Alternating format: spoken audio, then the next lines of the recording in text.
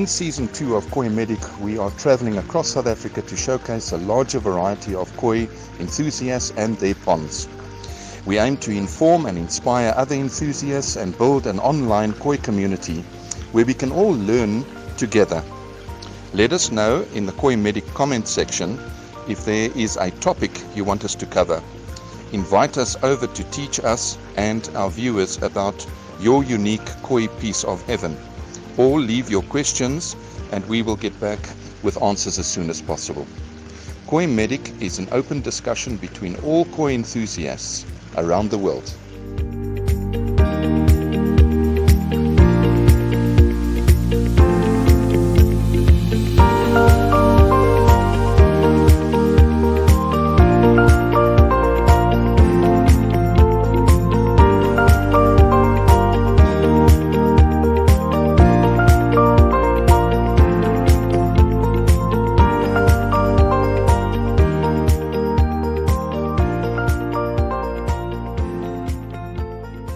Hi everybody and welcome to episode 3. As we said, we're going to do microscope analysis and then we're going to have a look at some parasites and understand what do parasites do. I mean, this is living water, so there's got to be those elements in there and it's natural. But how do we control it in our koi pond?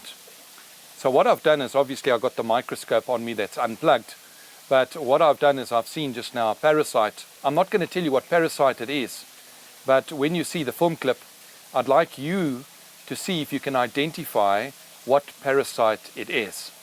And then I'll tell you later. Let's have a look. In terms of microscope analysis, what's most important, a lot of people, what they would do is they take their slide, they do a scrape of one fish, and they would immediately have a look and assess it. Not always are you going to find anything on the slide. What's very important is that you wait for about 4 or 5 minutes and then you put it under the microscope. By that time, if there's parasites, they would have started moving around, they would have started moving out of the mucus. If there's a lot of mucus, that's the first telltale sign, a lot of mucus. But apart from that, I've got to ponds many times where I've done even 2 slides and I don't pick up any parasites. But then on the 3rd slide, I have picked up parasites. So what is the difference between the first 2 and the 3rd one that I'm talking about? Well, what I've picked up is a little technique that I'd like to share with you. And that is, have a look in your koi pond. Have a look at the fish that is compromised the most with its immune system, that is really not happy. Look around, spend some time, and then what you do is you scrape that fish. And what you do is you scrape off on the gill filaments, the soft skin, and a lot of times you could on the side of the body as well. But that's where you would pick up. With a fish that is not well, you would more than likely pick up the parasites. Once you've assessed what parasite it is through your microscope, because you cannot see it with the eye. It's critical that you use this first before you medicate, because you don't know what you're medicating for. And that's very important, and that can save you a lot of money. So let's go and have a look at this parasite that I picked up. Right, so in that instance, it is Trichodina. And Trichodina is rather a nasty fella. As it's turning around, as you saw in the film clip, it's basically eating away at the flesh, almost like a saw blade that is cutting into wood. It's the same sort of principle. That's why it moves around like that. Each parasite has its own behavior. Also, each parasite needs a particular medication. Now, when you get 1s and 2s, that's when almost the red flag is.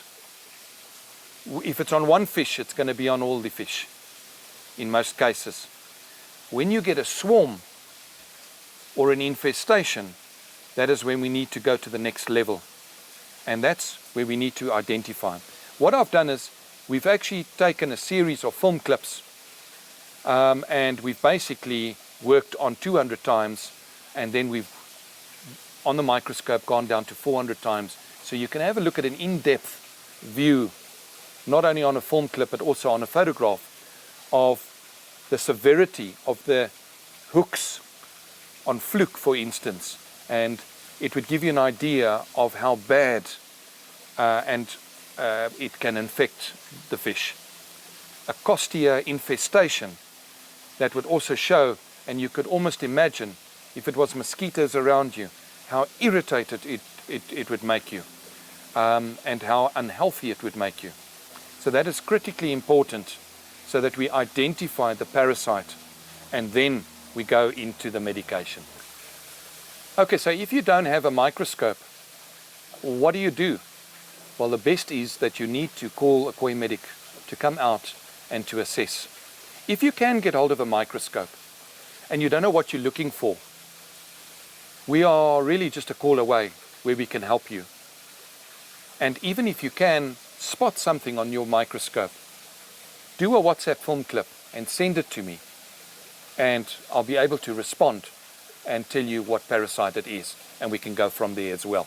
So just to try and make life a lot easier. And in that process you learn, and I never stop learning, but happy to help. But please don't forget, you must subscribe. It'll help you.